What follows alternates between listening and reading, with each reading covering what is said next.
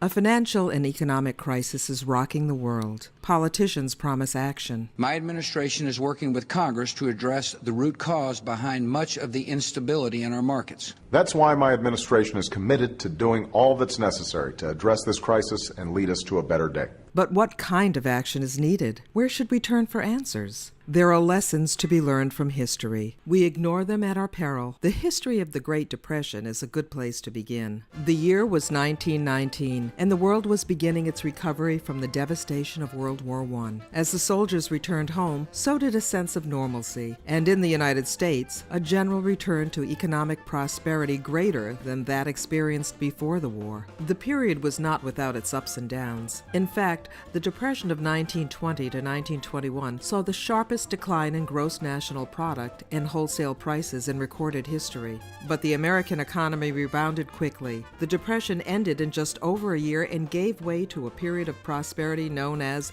the Roaring Twenties. However, the next economic downturn, the crisis of 1929, would turn out very differently. A series of disastrous economic policy decisions turned what would have been an economic downturn into what we now know as the Great Depression. Amity Shlaes, a senior fellow at the Council on Foreign Relations and author of The Forgotten Man, A New History of the Great Depression, explained how an economic crisis turned into a world-shattering catastrophe. In the 1920s, we had a stock market crash, but it didn't have to be a depression. And then when we had a depression, the depression didn't have to last till World War II, but it did. And in each instance, there were discrete policy errors that made a bad situation worse. President Herbert Hoover was an outspoken advocate of special barriers to trade with people in foreign countries, a policy known as protectionism. One of Hoover's first acts upon becoming president in 1929 was to hold a special session of Congress on tariffs, the taxes imposed on goods imported from abroad. Hoover later wrote in his memoirs that he believed a high tariff on agricultural products would help the U.S. farmer by building up his domestic market, since imported goods would then be too expensive for people to afford. Hoover thought that artificially raising prices for domestic agricultural goods would increase the income of American farmers and create greater demand for industrial goods. The now notorious Smoot-Hawley Tariff Act was passed by Congress in June of 1930 and signed into law by President Hoover. It represented a huge increase in tariffs on imported goods. The big tariff was called the Smoot-Hawley tariff. That's a great name, and we still refer to it. And it was a frightening tariff. It did cut trade in the U.S. by half with foreign nations. So it had a dramatic effect at a dramatic time when the stock market was also falling by more than half. So there was trouble in the U.S. economy. The stock market had crashed, and Smoot-Hawley made it all worse. The Smoot-Hawley tariff went well beyond increasing taxes on imported farm goods. By the time the bill was passed by the Congress, special interest groups of every kind had been able to cash in at the expense of American consumers and other less politically connected industries. The bill included special taxes on sugar, wheat, beef, cotton, textiles, leather and shoes, wool and wool products, velvet, decorative china, glass surgical instruments, pocket knives, and watch movements. Tariffs were raised on over 20,000 imported items. Of course, the people who had to pay the price to protect the chosen industries were American consumers and American businesses, anyone who had to buy any of the goods covered by the tariff in order to go about their daily business. The politicians didn't understand that you cannot create wealth by blocking trade. Exchange creates wealth by allowing people to exchange what they make for what others make. Each participant in the exchange can specialize in what he or she produces at the lowest cost. Trade is based on mutual gains. Blocking trade only makes the economic pie smaller. The special interests can gain if, as they make the pie smaller, they get a much bigger share of it. But everyone else gets a smaller share of a smaller pie. Protectionism impoverishes. Protectionism creates conflict between the interests of producers and the interest of consumers in every country saddled with protectionist policies. It also creates conflict between nations. U.S. exports fell dramatically as a result of the Smoot-Hawley tariff.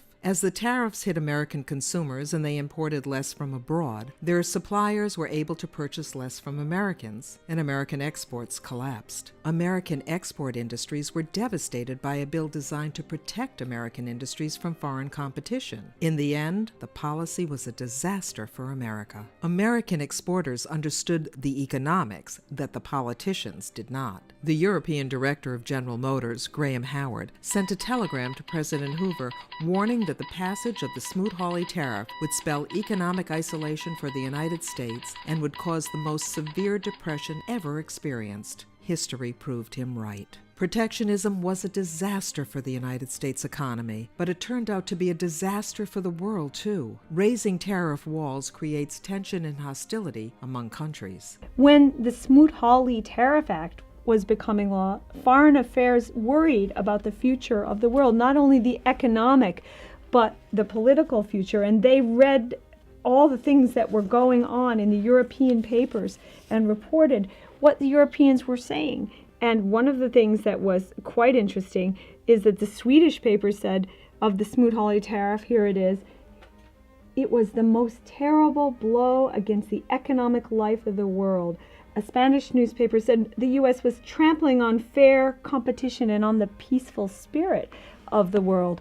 So they saw right away, these newspapers, that the consequences of a U.S. tariff, of U.S. being cavalier even about trade, would be political, diplomatic, and would affect the future of democracy on the continent. As country after country raised tariffs and blocked international trade, the world fell into depression. Within 2 years of passage of the Smoot-Hawley tariff in the United States, the volume of international trade had collapsed by 70%. And with the collapse of trade came more unemployment, poverty, and the rise of extremism. Protectionism had contributed enormously to crashing the world economy and the terrible consequences to follow. As economist Martin Wolf of Oxford University and the Financial Times said of the experience, this collapse in trade was a huge spur to the search for autarky and Lebensraum, most of all for Germany and Japan. Was protectionism the right policy in 1930? Is it the right answer to the current financial crisis? Not according to economists who have studied the period.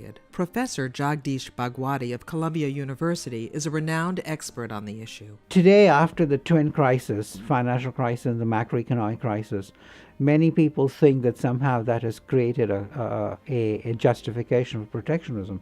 But protectionism relates to goods trade, to services trade. It relates to trade issues.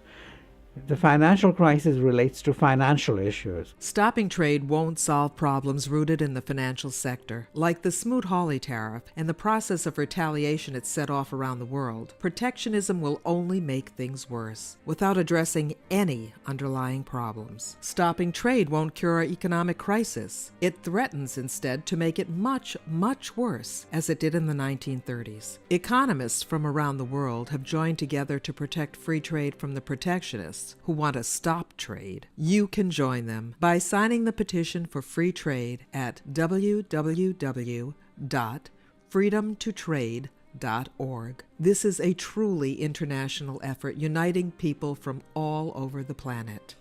I'm Ali Huang from China, and I'm proud to stand up for the freedom to trade. I am Gabriel Araújo from Brazil, and I'm proud to stand up for the freedom to trade. I'm William Arnold from the United States, and I'm proud to stand up for the freedom to trade. I'm Nadine Abdallah from Lebanon, and I'm proud to stand up for the freedom to trade. My name is Emmanuel Martin from France, and I'm proud to stand up for the freedom to trade. I am June Arunga from Kenya, and I'm proud to stand up for the freedom to trade. I don't want to return to the failed policies that crashed the world economy in the 1930s. Please join me and people from all over the world in our campaign to say no to protectionism.